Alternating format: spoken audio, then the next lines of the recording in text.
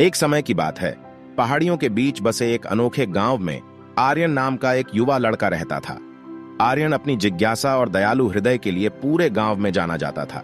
उन्हें जानवरों से विशेष प्रेम था, विशेषकर गंगा नाम की कोमल गाय से। गंगा गांव की किसी भी अन्य गाय से भिन्न थी। उनका व्यवहार गर्मजोशी पूर्ण था और उनकी आंखें अभिव्यंजक थीं, जो ग्रामीणों की परेशानियों को समझती थीं। हर सुबह आर्यन चरागाह में गंगा के पास जाता, उसके लिए ताजी घास और पानी लाता। उन्होंने दोस्ती का एक अनोखा बंधन बनाया जिसकी गांव में चर्चा थी। एक गर्मी में गांव में भयंकर सूखा पड़ा, जिससे फसलें सूख गईं और पानी के स्रोत सूख गए। ग्रामीण अपने भविष्य को लेकर चिंतित थे और अपने परिवार का भरण पोषण करने के लिए संघर्ष कर रहे थे। गंगा और अन्य जानवरों के लिए अत्यधिक चिंतित आर्यन ने कार्रवाई करने का फैसला किया। वह गांव के बुजुर्ग के पास गया और एक विचार प्रस्तावित किया। बुजुर्गों के सहयोग से आर्यन ने एक सामुदायिक सभा का आयोजन किया।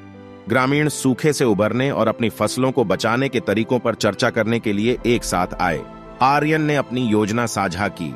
उन्होंने अपने बचे हुए थोड़े से पानी का उपयोग बची हुई फसलों के पोषण और अपने जानवरों के कल्याण को प्राथमिकता देने के लिए करने का सुझाव दिया। गांव वाले आर्यन की सहानुभूति और उसकी उम्र से कहीं अधिक बुद्धिमत्ता से प्रभावित हुए। उनकी करुणा से प्रेरित होकर उन्होंने आर्यन के नेतृत्व का अनुसरण करते हुए अथक प्रयास किया। उन्होंने पानी का प्रबंध किया, सूखा प्रतिरोधी बीज बोए और नए समर्पण के साथ अपने जानवरों की देखभाल की। जैसे जैसे दिन हफ्तों में बदले, एक चमत्कार सामने आने लगा।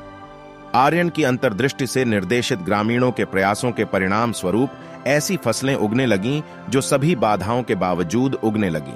कभी भूरे रंग के खेत हरे हो गए और आशा पनपने लगी। गंगा गाय लचीलेपन और एकता का प्रतीक बन गई। उसके साथ आर्यन की दोस्ती ने ग्रामीणों को दिखाया था कि प्रतिकूल परिस्थितियों में भी करुणा और सहानुभूति शक्तिशाली उपकरण थे।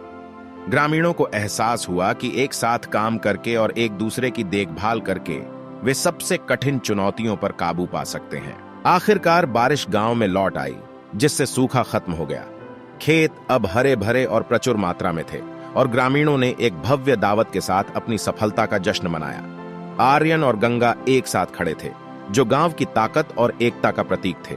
और इस तरह गांव में लड़के और गाय की कहानी आने वाली पीढ़ियों के लिए एक पोषित नैतिकता बन गई। इसने सभी को सिखाया कि दया, करुणा और टीम वर्क सबसे कठिन समय को भी विजय और आशा की कहानियों में बदल सकता है।